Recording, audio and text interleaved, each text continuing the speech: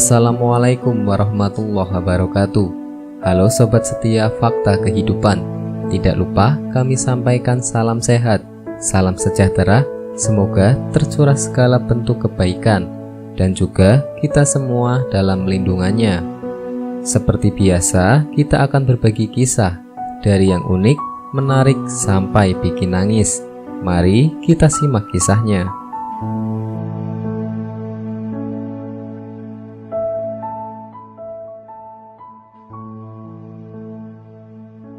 Kisah nyata, tukang sol sepatu dapat pahala haji mabrur walau gagal berangkat. Segala sesuatu sudah ditakdirkan oleh Allah Subhanahu wa Ta'ala, termasuk gagal pergi ibadah haji. Hal ini bukan kali pertamanya terjadi. Bahkan seseorang bisa mendapat pahala haji mabrur walau tidak jadi berangkat ke tanah suci untuk menyempurnakan rukun Islam kelima tersebut. Salah satunya, seorang laki-laki yang bekerja sebagai tukang sol sepatu ini. Mengutip dari laman Lakduni, Kamis 4 Juli 2020, seorang ulama, ahli fikih dan hadis, Abdurrahman Abdullah bin Al-Mubarak, setelah selesai menjalankan prosesi ibadah haji, kemudian tertidur. Saat tidur, ia bermimpi dua malaikat turun dari langit dan saling bercakap. Dalam percakapan, kedua malaikat tersebut membahas tentang jamaah haji yang tidak diterima ibadahnya. Padahal ketika itu jumlah jamaahnya mencapai 600.000 orang. Abdurrahman Abdullah ibnu Al-Mubarak pun menangis. Ia bergetar karena khawatir jika ibadah hajinya itu sia-sia dan tidak diterima oleh Allah Subhanahu wa Ta'ala. Seperti apa yang diperbincangkan kedua malaikat tersebut? Ulama itu berpikir semua orang telah datang dari belahan bumi yang jauh hanya untuk beribadah haji, dengan kesulitan yang besar dan keletihan di sepanjang perjalanannya.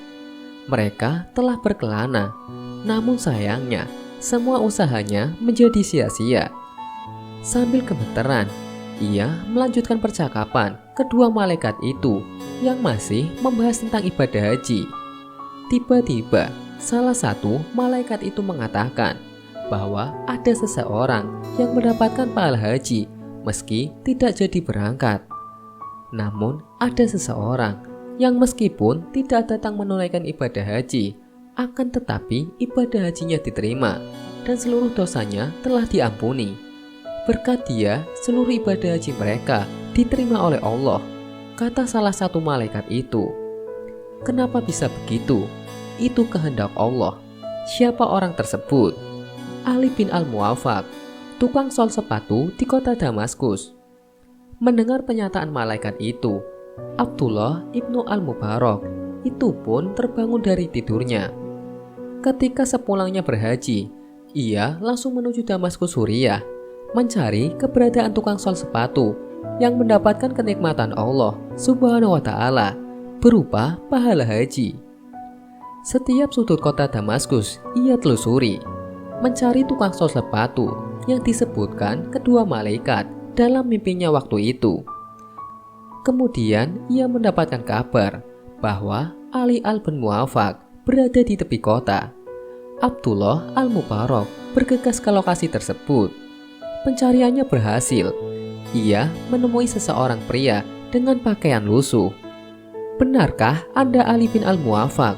Tanya Abdullah Al-Mubarak. Betul Tuan, ada yang bisa saya bantu, kata Ali. Kemudian Abdullah Al-Mubarak pun bertanya, mengapa Ali bisa mendapatkan pahala haji mabrur? Mendengar itu, Ali kebingungan karena ia sendiri tidak tahu apa yang membuatnya mendapatkan pahala tersebut. Abdullah Al-Mubarak meminta Ali menceritakan apa saja yang ia lakukan dalam kehidupannya selama ini. Ali pun akhirnya menceritakan, sejak puluhan tahun lalu, setiap hari saya menyisihkan uang dari hasil kerja saya sebagai tukang sol sepatu. Sedikit demi sedikit saya kumpulkan, hingga akhirnya pada tahun ini saya memiliki 350 dirham Cukup untuk berhaji.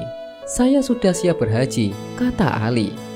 Tapi sayangnya, Ali gagal berangkat karena istrinya saat itu sedang mengidam yang sangat berat. Saat itu, istrinya menginginkan masakan yang aromanya ia cium. Kemudian Ali mencarinya dan menemukan asal sumber aroma masakan tersebut dari dalam gubuk reot. Di situ ada seorang janda dan 6 anaknya. Saya mengatakan padanya bahwa istri saya ingin masakan yang ia masak, meskipun sedikit. Janda itu terdiam saja, memandang saya, sehingga saya mengulangi perkataan saya, ujar Ali bin Al-Mu'afak.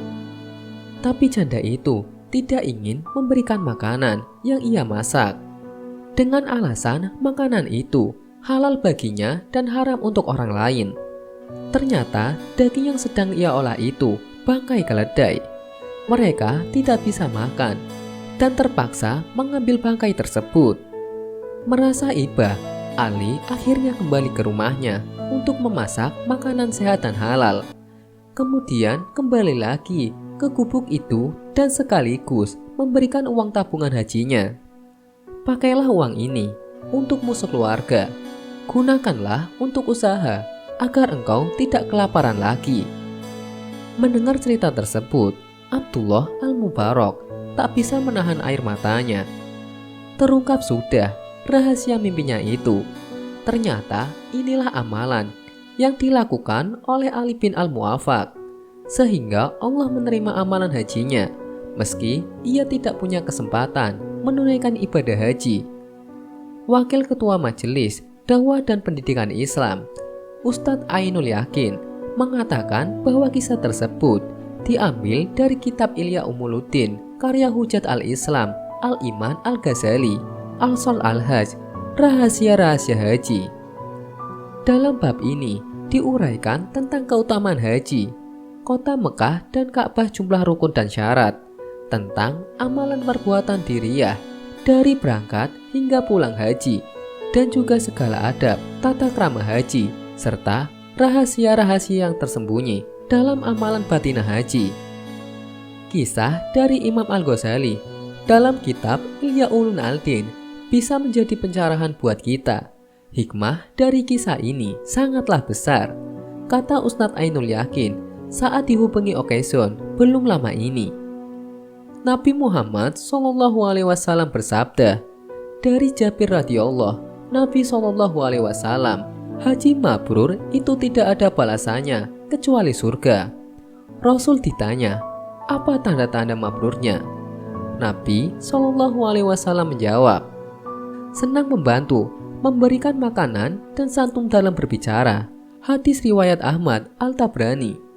Berniat ibadah haji dengan sungguh-sungguh, menyiapkan diri dengan keteguhan hati dan totalitas kepasrahan, ikhtiar serta kesadaran diri untuk meraih keutamaan adalah proses yang diganjar oleh Allah Subhanahu wa Ta'ala. Walaupun mungkin tidak kesampaian dalam melaksanakan ibadah haji dikarenakan beberapa faktor atau kendala, sehingga belum terlaksana atau tertunda, pungkasnya. Wallahu a'lam bishawab.